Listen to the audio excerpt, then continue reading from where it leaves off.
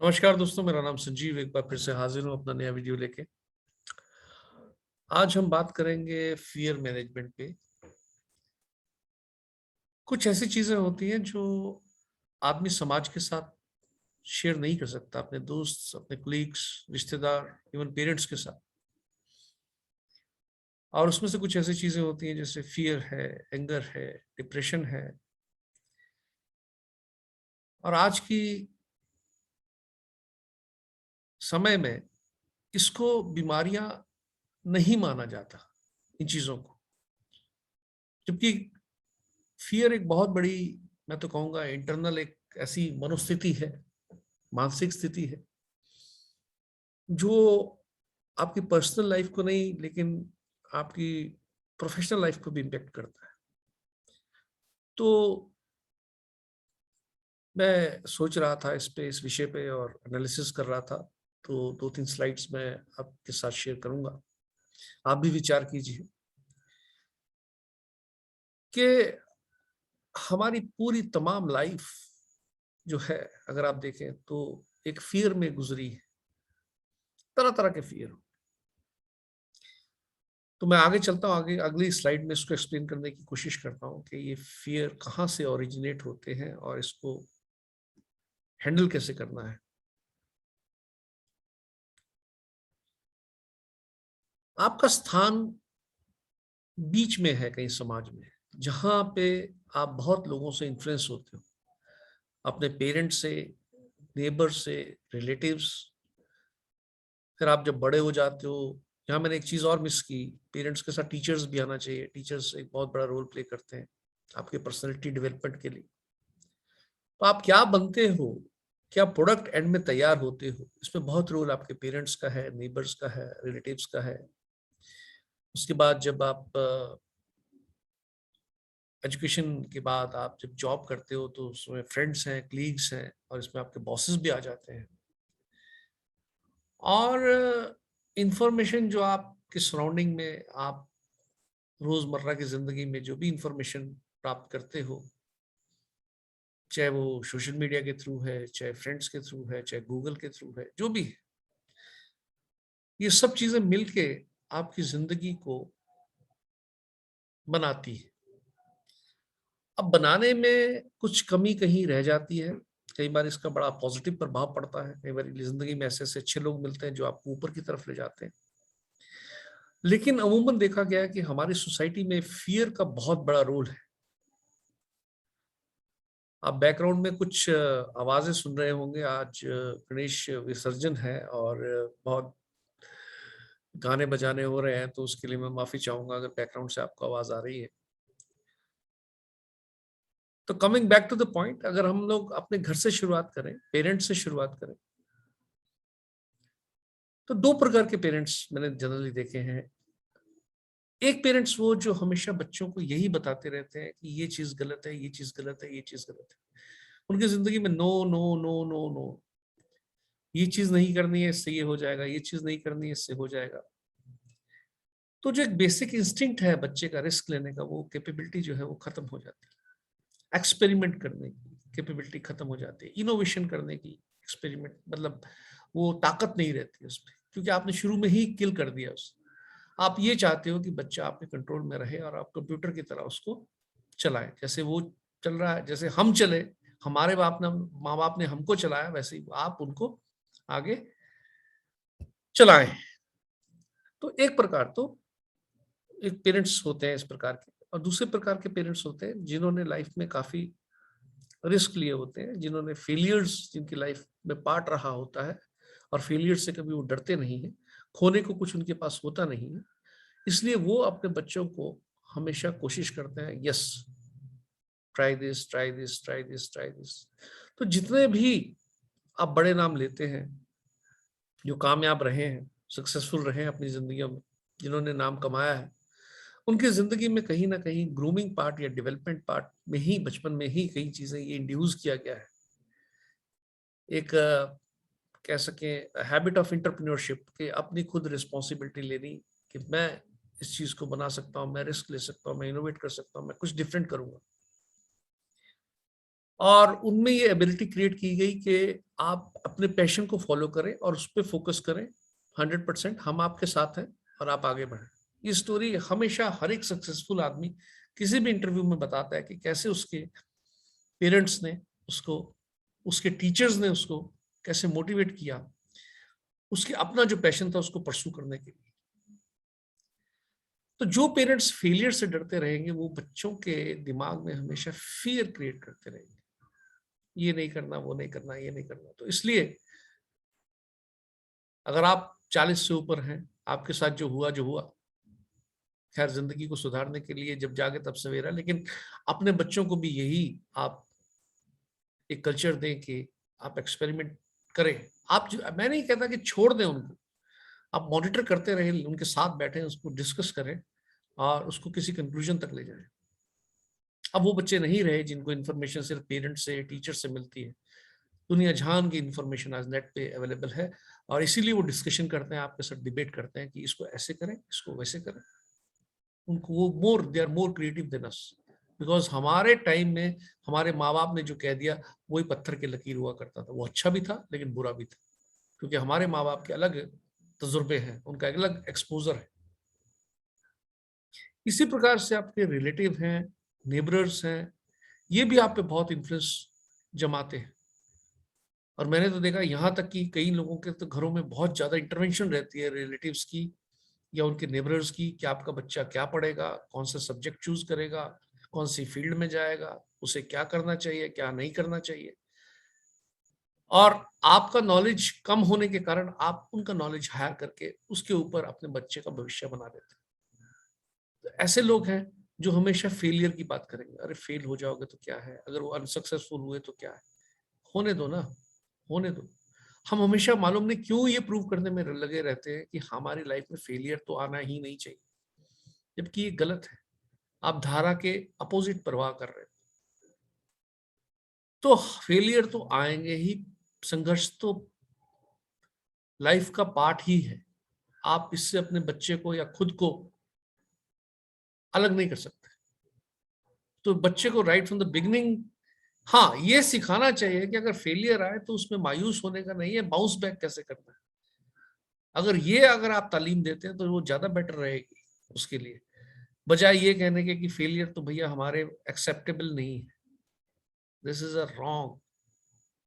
आप अपनी जिंदगी भी देख लें, कितनी बार फेलियर हुए हैं और कितनी बार आप वापस हुए हैं। और आज की जिंदगी में मुझे कोई भी ऐसा, चाहे वो इंडस्ट्रियलिस्ट हो, चाहे वो पॉलिटिशियंस हो, चाहे वो बॉलीवुड का बड़ा सितारा हो, जिसकी लाइफ में फेलियर नहीं है। भर भर के फेलियर आए, लेकिन हाँ बाउंस बैक करने की जो एक प्रवृत्ति है वो कम लोगों में होती है। और उन लोगों में बहुत होती है जिनमें हमेशा फेलियर आते ही रहते हैं, because they are used to failures, they are used to rejections. इसलिए इसको एक्सेप्ट करना बहुत जरूरी है। और ये वीडियो मैं इसलिए भी बना रहा था बिकॉज मुझे ये कहा गया कि आप टेक्निकल नॉलेज तो बहुत देते हैं लेकिन कुछ फिलोसफिकल, कुछ सेल्फ मैनेजमेंट के लिए भी टॉपिक चूज करें और हमारे को बताएं। तो ये मुझे एक ऐसा टॉपिक लगा, क्योंकि फियर के बारे में आप किसी से शेयर नहीं कर सकते। यार मुझे डर लग रहा है मैं फेल ना हो जाऊं, ये किसी को बता नहीं पाओगे आप। यार मुझे डर लग रहा है कि मैं एग्जाम में फेल ना हो जाऊं, मेरी प्रमोशन ना रुक जाए, मैं अपने पेरेंट्स को ना खो दूं। तरह तरह के फियर हैं लोग लेके बैठे हुए। तो ये सोसाइटी एक बहुत बड़ा रोल प्ले करती है। और जितनी प्रभाव मारेंगे आप सोसाइटी के, जितने डिसीजन आप सोसाइटी को लेके करेंगे, आप हमेशा फियर रहेंगे। क्योंकि आपको हमेशा लगता रहेगा मुझे फेलियर नहीं चाहिए, मुझे फेलियर नहीं चाहिए। और इसमें आप कॉन्शियस हो जाएंगे और आपका ध्यान सब्जेक्ट से हटके ये हो जाएगा कि मैं फेलियर को कैसे बचाऊं। मिजरेबल हो जाएंगे आप। आपके फ्रेंड्स हैं, आपके कलीग्स हैं, आप काम करते हैं, जॉब करते हैं, तो उन्हीं से फ्रेंडशिप रखिए जो पॉजिटिव है, जो आपको ऊपर देखना चाहते हैं, ऊपर की ऊंचाइयों में देखना चाहते हैं। उन लोगों से उनकी मत सुनिए जो हम आपको हमेशा गलत ले जाते हैं। यार ये नहीं करना, यार नए प्रोजेक्ट में जाके क्या करेगा, अरे तू कंफर्टेबल पोजीशन पे है, अरे ऑर्गेनाइजेशन तो ऐसी ही होती है वैसी ही होती है। नहीं, आप अपने दिल से पूछिए, आपको जरूर आंसर मिलेगा। अगर आपको ये लग रहा है कि हाँ मुझे इसमें डेफिनेटली ऑर्गेनाइजेशन को कुछ कंट्रीब्यूट करना चाहिए, I should not listen to my peers या फ्रेंड्स, क्यों कई बार ये होता है उनमें ये नॉलेज एबिलिटी होती नहीं, वो तो ऊपर जाते नहीं, तो बेटर है दूसरे आदमी को नीचे घसीट लो। उनको दिक्कत लगती है कि यार हमारे में से एक आदमी ऊपर जा रहा है, तो ऐसा भी होता है।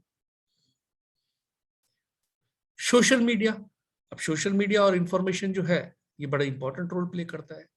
तो आपका दिमाग जो है, पहले भैया एक दूरदर्शन आया करता था, वही माई बाप था। आज की इंफॉर्मेशन का फ्लो आप देख ही रहे हैं कितना ज्यादा है। अब आपका माइंड कैसी इंफॉर्मेशन को, किस कचरे को फिल्टर करता है, किसको पॉजिटिविटी में बदलता है, किन लोगों को तुम फॉलो करते हो, कैसी किताबें पढ़ते हो, मेडिटेशन करते हो, स्पिरिचुअलिज्म की किताबें पढ़ते हो, एस्ट्रोलॉजी की किताबें पढ़ते हो, किस प्रकार के आदमी हो, मंदिरों में जाते हो नहीं जाते हो, ये बड़ा इंपॉर्टेंट है। क्यों क्यों मैं ये कह रहा हूं? रिलीजन जो है इसका काम क्या है? आप मंदिर जाते हैं, मस्जिद जाते हैं, जहां हम गुरुद्वारा जाते हैं, उनका काम क्या है? ये पॉजिटिविटी के सेंटर है। ऐसा नहीं है भगवान आपसे नाराज हो जाएगा, भगवान के पास इतना टाइम नहीं है कि आपका परफॉर्मेंस अप्रेजल करता फिर। आप अपने लिए जाते हो वहां पे, अपने लिए जाते हो कि इस प्रॉब्लम में भी भगवान मेरे को पॉजिटिविटी दे, मेरे को इस चैलेंज को हैंडल करने के लिए ताकत दे। और जब आप पॉजिटिविटी लेके आते हो तो उस पॉजिटिविटी के विचारों के साथ आप उस काम को दोबारा से ट्राई करना शुरू करते हो, आप सक्सेसफुल होते हो और आप कहते हो कि भगवान ने ये काम किया। ठीक है, मैं मानता हूं एनर्जीज हैं, भगवान है, ब्रह्मांड है, सब चीजें हैं, ये इनका इम्पैक्ट हमारे ऊपर है, बिकॉज मैं खुद एस्ट्रोलॉजी करता हूं तो आई नो दैट।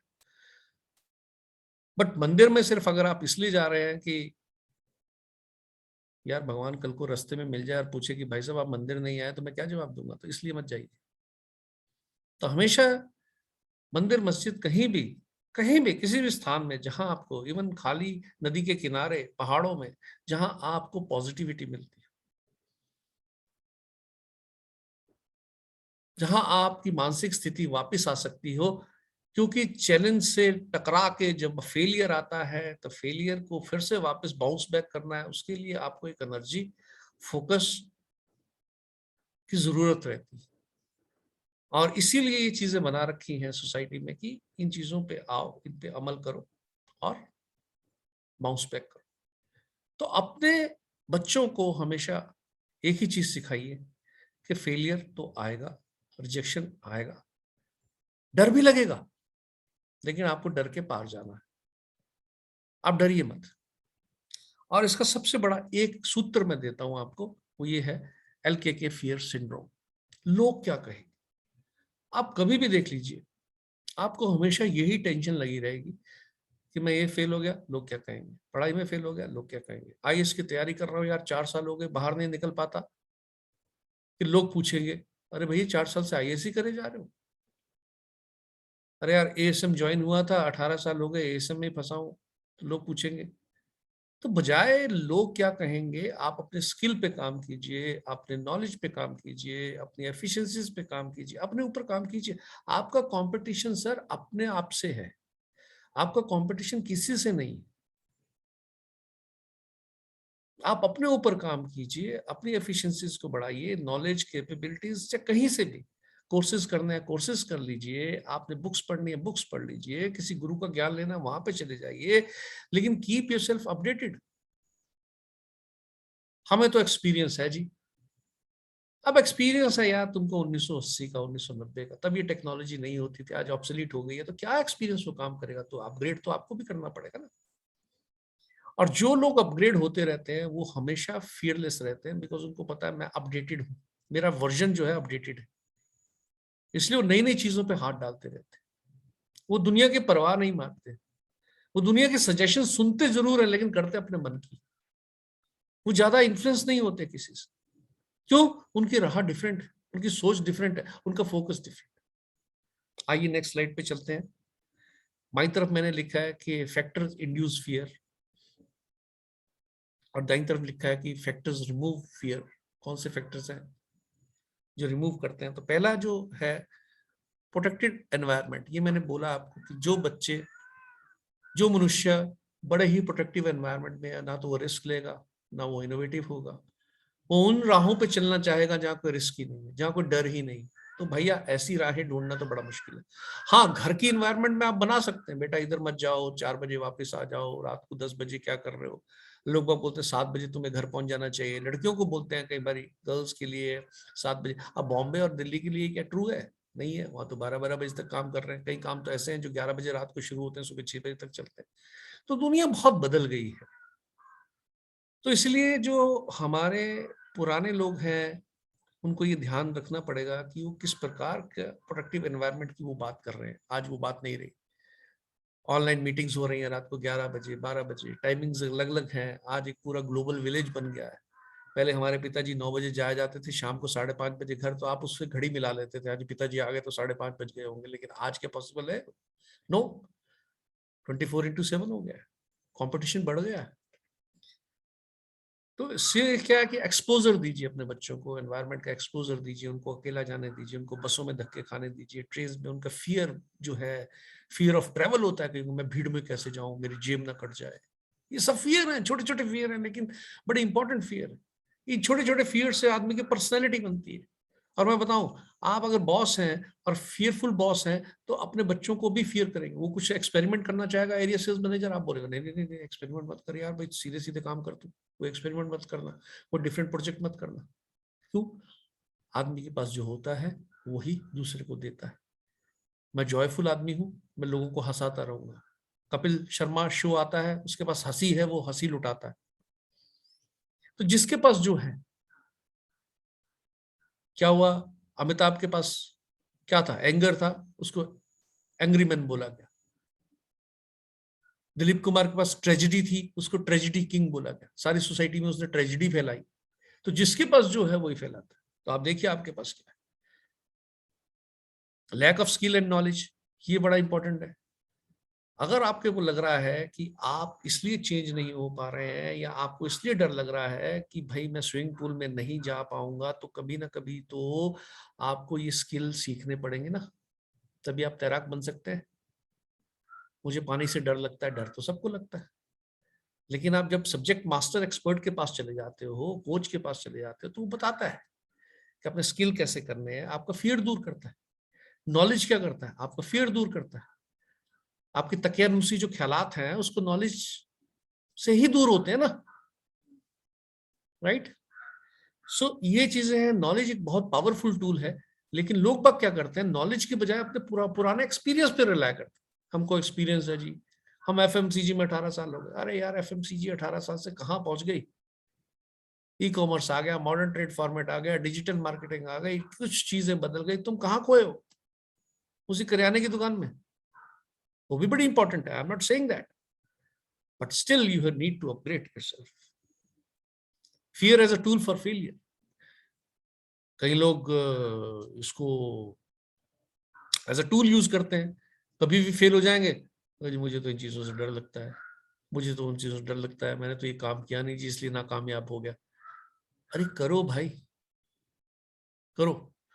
भगवान ने सबको बुद्धि दी है, हार्ड मास का पिंजरा है, सब लोग बराबर बनाए हैं। डिपेंड अपॉन कि तुम किन चीजों में इंटरेस्टेड हो।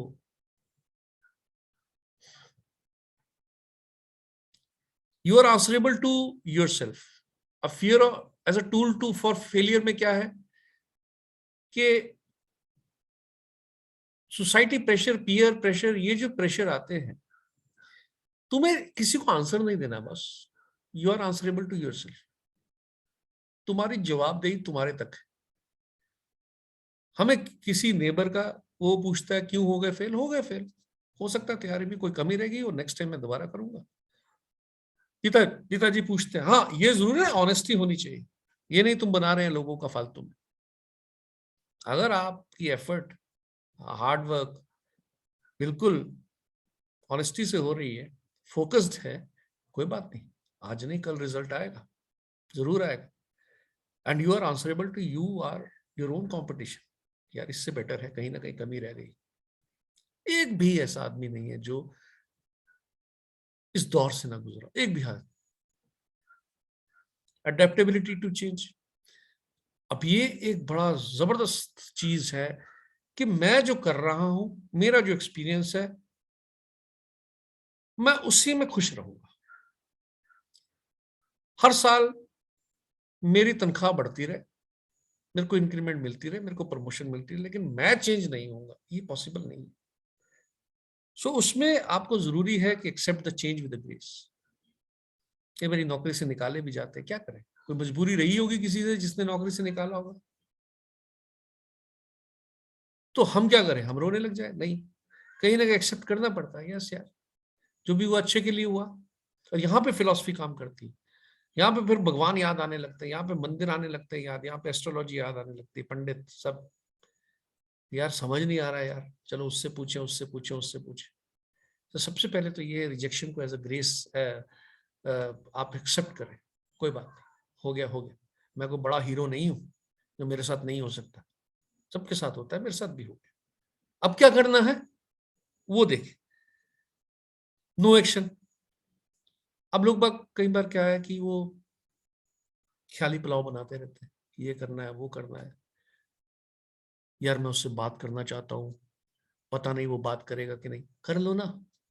यार मैं उसको फोन करना चाहता था, फोन पे पता नहीं वो जवाब देगा कि नहीं देगा, अरे कर लो। बॉस से मीटिंग करनी थी, बॉस पता नहीं मेरे को अंदर आने देगा कि नहीं आने देगा, अरे डू इट। कम से कम तुम्हें पता तो लग जाएगा रिजल्ट क्या है, यस और नो। घर में बैठे बैठे दीवारों से बातें करते रहोगे तो फिर कैसे चलेगा? Do it. नाइकी नाइकी की एड आती थी ना, जस्ट डू इट। कर लो यार, या आर या पार। मैं सोच रहा हूं, मैं देख रहा हूं, कल करता हूं, परसों करता हूं, ये टैक्टिक्स है डिले की। क्यों? बेसिकली कहीं ना कहीं फियर है, fear of rejection, fear of failure है। मैं उस लड़की को प्रपोज करना चाहता हूँ, वो पता नहीं यार वो क्या है, मैरिज करेगी या नहीं करेगी, उसके घर वाले माने, अरे कर लो, इधर होगा उधर होगा, खत्म बात। सो ये फियर जो है, जब भी आए आप क्लियर कर लो। पता नहीं मेरी इस बार प्रमोशन हो गया, अपने बॉस से पूछ लो भाई, बुला के बैठ के, sir I want to ask you कि इस बार के अप्रेजल मेरे कैसे हुए हैं, क्या है फीडबैक, पूछो।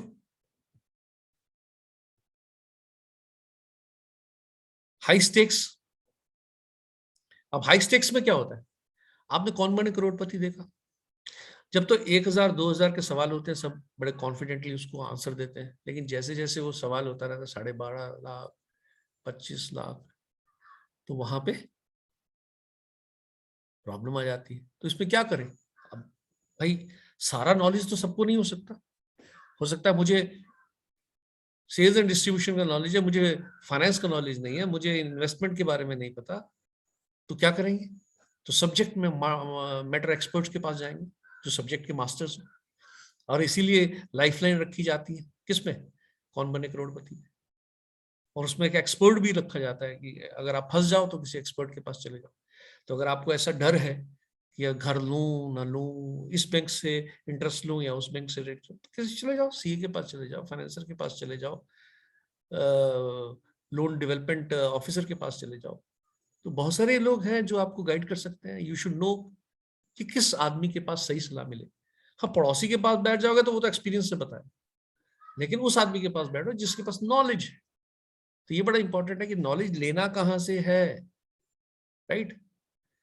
आप तेंदुलकर को बोलोगे कि मेरे को टेनिस के बारे में कुछ बता, तो शायद नहीं बता पाएगा, वो बोलेगा क्रिकेट के बारे में बात कर मेरे भाई, तो उसके बारे में मेरे पास सब गुण है। तो हाई स्टेक्स जब हो तो आप डरे नहीं, सब्जेक्ट मास्टर एक्सपर्ट्स के पास जाए। इंफॉर्मेशन, इंफॉर्मेशन तरह तरह की आ रही है। आपको एक किस्सा से सुनाता हूँ।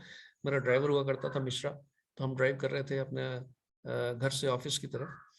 तो वो लिटरली गाड़ी चला रहा और पीछे की तरफ देख रहा है, ये मेरे ख्याल 2012 या 2011 की बात है। तो वो मुझे कहने लगा कि सर ये आपको क्या लगता है कि जुलाई 2012 में दुनिया खत्म हो जाएगी? और वो बिल्कुल उसका सिर मेरी तरफ पीछे। मैंने कहा यार देखो मिश्रा जी, दुनिया खत्म होगी या नहीं खत्म होगी ये तो पता नहीं, लेकिन अगर आपने सीधे देख के गाड़ी नहीं चलाई तो तुम्हारा और मेरा काम अभी हो जाएगा। तो वो चैनल देख रहे हैं लोग, फियरफुल है, चाइना वॉर हो जा रहा है, पाकिस्तान ने घेर लिया है, अफगानिस्तान में तालिबान आ गए हैं, और लोग बाग, आप यकीन मानो, इस फियर को बड़े डायरेक्टली इनडायरेक्टली बड़े दिमागों में बिठा लेते हैं। लेडीज को मैंने देखा, वो सीरियल देखती हैं और रात को नींद नहीं आती उन्हें, उसकी शादी उसके साथ हो गई, वो उसके छोड़ के भाग गई है, इतने डरे हुए हैं, इतने कंसर्न है। वो वैसे ही माहौल अपनी फैमिली में भी देखने लगते हैं कि मेरा पति आज लेट आया तो क्या बात हो गई। सो ये फियर जो है ना, इसको पकड़ो, ये बहुत प्रकार का फियर है। मैंने यहां तक स्टोरी सुनी कि एक बच्चा अपने माँ बाप के बीच में सोता था, बड़ा बच्चा, जब वो बड़ा हो गया उसके बीच में भी सोने लगा, तो कहीं ना कहीं क्यों, क्योंकि उसको डर था कि मैं मेरे माँ बाप मेरे से छूट ना जाए। इस लेवल तक फियर पहुंच जाता है। तो मैं इस सब्जेक्ट पे ये आपसे शेयर करना चाहता था कि इसको समराइज मैं करता हूं कि पहले तो आप किसी भी सोसाइटी में एंड्यू प्रेशर में मत आए। सबसे लोग क्या कहेंगे इस सिंड्रोम से हट जाए, कहने दो यार जो कहते हैं। आज तक कितने लोगों ने आपको साथ दिया जहां आप खड़े हो, लिस्ट में 5 लोग नहीं सामने आए। दूसरा, बच्चों को सिखाओ, खुद भी सीखो, फेलियर को हाथ जोड़ के प्रसाद के रूप में ग्रहण करो और आगे बढ़ने की इच्छा रखो। थक गए हो, कुछ समझ में नहीं आ रहा, मन को शांत करने के लिए कोई ना कोई प्रक्रिया ढूंढो। मेडिटेशन करो, प्राणायाम करो, मंदिर मस्जिद में जहां भी बैठना है, जहां आपको सुकून मिलता है, जहां आप अपने आप को स्टेबलाइज कर सके, वहां जाओ और एक बाउंस बैक होने की प्रवृत्ति रखो। This is not the end of the world. Last में मैं कहूंगा, मैंने जो रियलाइज किया है, स्क्रिप्ट हमेशा ऊपर से लिखी हुई आती है, तुम्हारे हाथ में कुछ भी नहीं। जन्म से लेके मरण तक तुम्हारे हाथ में कुछ भी नहीं है। तुम ट्राई करके देख लेना, एक एक एपिसोड, कहाँ पैदा होना था तुम्हारे हाथ में नहीं था, तुम्हारे रंग क्या होना था, तुम्हारे माँ बाप कौन होने थे, तुमने कहाँ एजुकेशन लेनी थी, कुछ भी तुम्हारे हाथ में, किस लड़की से ब्याह करना था, कुछ भी। ये स्क्रिप्ट सारी ऊपर से है। और अगर आप भगवान में विश्वास रखते हो तो कई चीजें उस पर छोड़ देनी चाहिए, अपना कर्म करना चाहिए कि ठीक है जो भी रिजल्ट आएगा। हमारी स्क्रिप्ट अगर ऐसे लिखी हुई है, डायरेक्टर ऊपर बैठा है। और मैं बिलीव करता हूँ, फर्म बिलीव, लाइफ में बहुत सारे शौक लगते हैं, बहुत सारे फेलियर है, ये मुझे, मेरे साथ भी हुआ है। तो मुझे समझ नहीं आया इसका एनालिसिस। तो एक लेवल पे आपके मैंने रियलाइज किया कि आप कुछ भी कर लीजिए, जो होना है वो होके रहे। और वैसे भी आप बड़ी पेरिशेबल आइटम हो, आपकी उम्र 65, 60, 70 साल, 80 साल होगी। आपने इस दुनिया में ऐसा कुछ नहीं है कि आप सब कुछ साथ समेट के ले जाओ। हमारे बुजुर्ग भी यही छोड़ गए, आप भी यही छोड़ के जाओगे। तो इतनी टेंशन नहीं लेने का। लाइफ आज की तरह जियो, आज है, पिछला कल चला गया, वो ड्रीम था, तुम्हारे हाथ में कुछ नहीं रहा। अगले कल का तुम्हारे को पता नहीं है क्या होना, इसलिए आज ही है। इसलिए बार बार यही कहा जाता है कि आज में ही जियो, खुश रहो, घर में खुशी बांटो, फियर किसी को मत बांटो, बच्चों को प्रोत्साहित करो, और डिटेल जानना चाहते हो डिस्कस करो, और घर में एक ऐसा कल्चर बनाओ ताकि वो एक्सपेरिमेंट कर सके, इनोवेट कर सके, क्रिएट कर सके। और तभी जो वेस्टर्न कल्चर के जितने भी इंडस्ट्रीज हुए हैं या इनोवेटर्स हुए हैं, उनके वो इसीलिए हैं क्योंकि वो इन्वायरमेंट मिला उनको। सो इसी उम्मीद के साथ कि मैं थोड़ा बहुत कंट्रीब्यूट कर सका हूँ आपकी सोच में। Thank you very much. इस प्रकार के टॉपिक मैं और भी लाता रहूंगा, टेक्निकल के अपार्ट, शायद स्पिरिचुअलिज्म, फिलॉसफी, एस्ट्रोलॉजी में भी। तो कहीं ना कहीं ये टॉपिक्स पे मैं थोड़ा थोड़ा लाइट डालता रहूंगा। बिकॉज क्या है, जब तुम ठीक हो, तुम्हारी मानसिक स्थिति ठीक है, तभी तुम कर्म कर पाओगे। जब तुम खुद प्रॉब्लम में हो तो ना तो कोई साथ देता है जिंदगी में, और खुद ही अंदर दीमक की तरह आप घुलते रहते हो, दीमक की तरह खाता रहता है ये चीजें। चाहे फियर है, एंगर मैनेजमेंट के ऊपर बहुत सारी बातें होती हैं, बुक्स लिखी गई हैं। सो माइंड को हेल्दी रखें। इस पे भी, विषय पे भी डिस्कस करूंगा कि करना क्या है, कैसे इन चीजों को हैंडल कर। तो जैसे जैसे मैं भी अपना काम करता हूँ, मैं भी थोड़ा बहुत सोचता हूँ, रिसर्च करता हूँ, पढ़ता हूँ, वो आपके सामने रखता हूँ। और ये मेरे विचार बिल्कुल ओरिजिनल है, जो मैंने लाइफ में सीखा है। So thank you very much. उम्मीद करता हूँ आप ज़्यादा से ज़्यादा इसको सब्सक्राइब करेंगे, लाइक करेंगे और शेयर करेंगे। Thanks a lot.